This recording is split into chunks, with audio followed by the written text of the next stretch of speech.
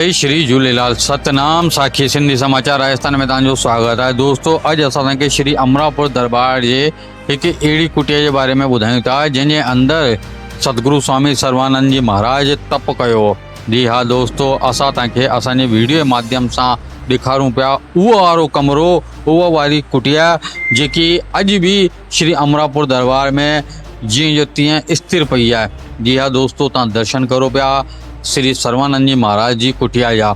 जी हाँ दोस्तों, जॾहिं सिंध जो बंटवारो थियो अर्थात 1947 में जेॾी महिल अखंड भारत जो हिसो हूंदो सिंध प्रांत, त जेॾी महिल बंटवारे में अलॻि थी वियो, उहो पाकिस्तान थियो ऐं हिंदुस्तान अलॻि, त उन टाइम ते जेको सिंध का असांजा सर्वानंद जी महाराज सतगुरु स्वामी सर्वानंद जी महाराज हिंदुस्तान आया त सर्वप्रथम उहे जेका हरिद्वार मां थी पोइ सिधो जयपुर जी तरफ़ आया। त उन्हनि जंहिं श्री अमरापुर दरबार जी स्थापना कई हुई ऐं अमरापुर दरबार जी स्थापना सां गॾु जंहिं कमरे में उन्हनि जप तप कयो, असां तव्हांखे उन कमरे जा निरंतर दर्शन पिया करायूं।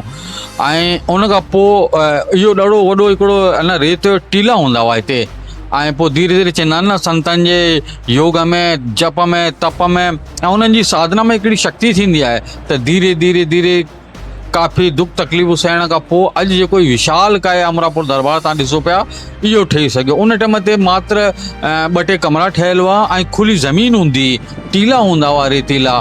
त दोस्तों तव्हांखे लगातार असां सतगुरु स्वामी सर्वानंद जी महाराज जो उहो कमरो पिया ॾेखारूं जिते उन्हनि जप तप कयो, पंहिंजी साधना कई हुई।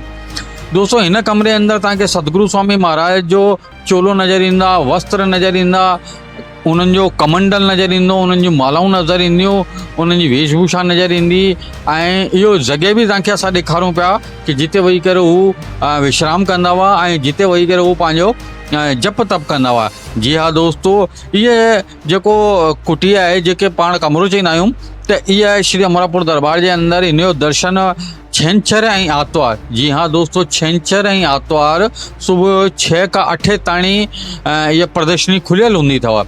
जी हाँ दोस्तों, वरी हिकु दफ़ा ॿुधी लाहियो, इहा प्रदर्शनी जा दर्शन तव्हांखे छंछरु ऐं आर्तवार तव्हांखे सुबुह 6 खां 8 ताईं उते दर्शन करण लाइ करे मिलंदा। ऐं जेका नित्य उते सत्संग इत्यादि प्रसाद इत्यादि तव्हांखे समय अनुसार मिलंदी आहे, उहा यथा समय अनुसार ई मिलंदी।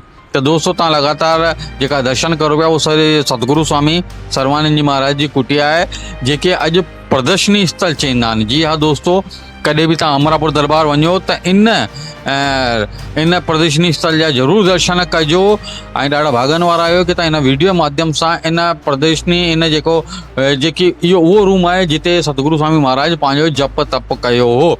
जी हा दोस्तों, इन ही प्रकार जी जानकारियूं लगातार असां तव्हांखे ॾींदा रहंदासीं। ॾिसंदा रहो। जी अगरि तव्हां चैनल खे सब्सक्राइब न कयो आहे त अॼु ई सब्सक्राइब करो तव्हांजो पंहिंजो चैनल सिंधी समाचार राजस्थान। जय श्री झूलेलाल। सतनाम साखी।